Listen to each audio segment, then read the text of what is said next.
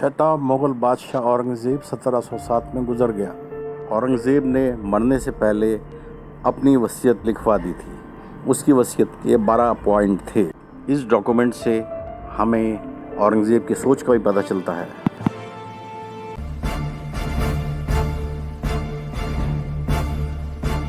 اس کی وصیت کا پہلا پوائنٹ یہ تھا کہ مجھے چشتی علیہ السلام کے قبرستان میں دفن کیا جائے، اور میرے کفن دفن کی ذمہ داری میرے بیٹے اعظم کی ہے، جو اس جگہ سے زیادہ قریب رہتا ہے، کیونکہ یہ چشتیہ سلسلے کے بزرگ حضرت برہان الدین غریب اور حضرت زین الدین شرازی یہاں دفن کیے گئے تھے، اس لیے بڑی پاک و صاف جگہ کہی جاتی تھی، جیسے دلی میں نظام الدین یا قطب صاحب کا قبرستان۔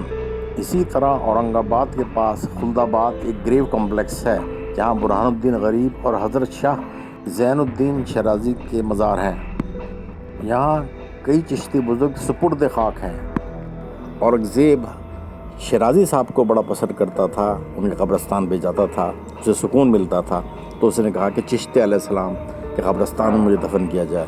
نمبر 2، میں نے ٹوپیاں سی کے 4 روپے 2 آنے بچائے ہیں، انہیں میرے کفن دفن میں استعمال کیا جائے۔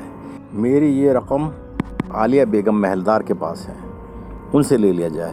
یاد رہے دوسری وصیت میں ذرا ناموں میں کچھ فرق آ گیا ہے اور رقم میں بھی کچھ فرق آ گیا ہے، کیونکہ عالیہ بیگم کے بدلے وہاں پر آئی بیگ نام دیا ہوا ہے۔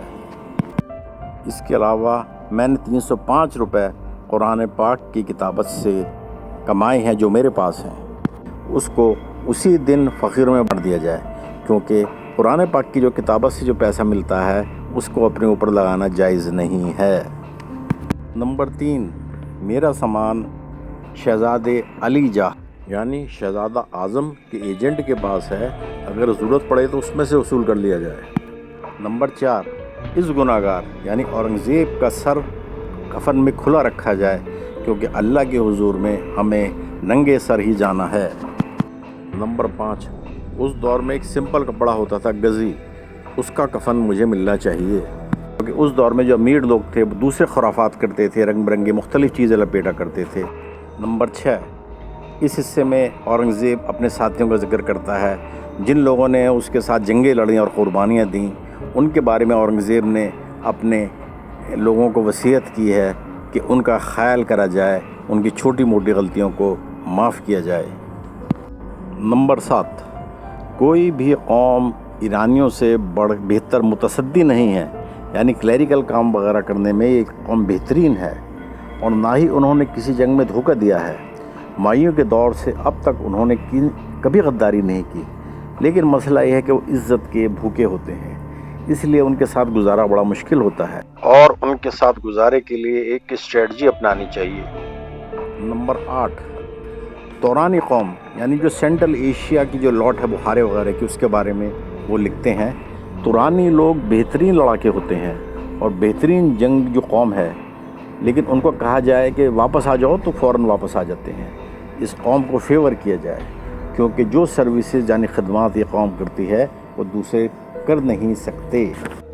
نمبر 9، وہ سیدوں کے بارے میں لکھتے ہیں کہ سیدوں کے ساتھ بہترین قسم کا سلوک کیا جائے، کیونکہ قرآن پاک اور حدیث سے ثابت ہے کہ سیدوں کے ساتھ ہمیں اچھا سلوک کرنا چاہیے، اور وہ سید بارہا کے ساتھ جو کہ اس دور میں بھی بڑے بڑے اچھی پوسٹوں پر تھے، اورنگزیب کہتا ہے ان کے ساتھ ہمیں بہت زیادہ عزت سے پیش آنا چاہیے۔ لیکن جہاں تک منصب دینے کا تعلق ہے، پاور دینے کا تعلق ہے، اس معاملے میں اورنگزیب کو کچھ ریزرویشن تھی۔ اس نے کہا کہ ان لوگوں کو زیادہ پاور نہیں دینی چاہیے، کیونکہ کل یہ ہمارے حکومت کے لیے خطرہ ہو سکتے ہیں۔ اورنگزیب کی پریڈکشن کتنی زیادہ صحیح ہوئی، اس بات کا اندازہ ہم اس سے کر سکتے ہیں کہ فیوچر میں آ کے سید برادرز بادشاہ گر ہوئے، یعنی کنگ میکر بنے۔ عبداللہ خان اور حسین علی خان نے مغل حکومت چلائی، 1712 سے لے کے 1719 تک وہی حکومت چلاتے تھے۔ 10ویں وصیت وہ یہ کرتا ہے، ایک حکمران کو ہمیشہ گھومتے رہنا چاہیے، کیونکہ وہ وقتی طور پر تو ریپوز رہتا ہے لیکن ہزاروں مصیبتیں جنم لیتی ہیں۔ یہ بات بھی کتنی ٹھیک تھی۔ بعد میں ہم دیکھتے ہیں محمد شاہ رنگیلے جیسے بادشاہ جو کہ صرف لال قلعے میں پڑے رہتے تھے، انہوں نے مغلیہ حکومت برباد کر دی۔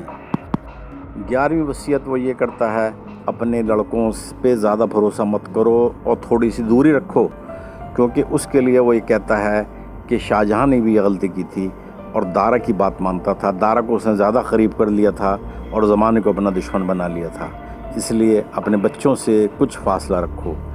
یہ بات آنے والے وقتوں نے ثابت کی۔ 12ویں پوائنٹ میں وہ کہتے ہیں کہ کنگ کو ویل انفارم ہونا چاہیے، اور اس سلسلے میں وہ شیوا جی کو بھی یاد کرتے ہیں۔ وہ یاد کرتے ہیں، مجھ سے بہت بڑی بھول ہوئی کہ میں نے شیوا جی کے بارے میں تھوڑی سی کیئرلیسنس برتی اور وہ آنکھ بچا کے آگرے سے نکل گئے اور میرے لیے سالوں تک مصیبت رہی۔ دوستو، یہ اورنگزیب کا پرسنل ڈاکومنٹ ہے، جس سے اورنگزیب کی سوچ کا پتہ چلتا ہے، اور بہت ساری اس کی پریڈکشنز ٹھیک بھی ثابت ہوئیں۔ اگر یہ ویڈیو پسند آئے تو ہمارے چینل کو سبسکرائب کیجئے، ویڈیو لائک کیجئے اور شیئر کیجئے۔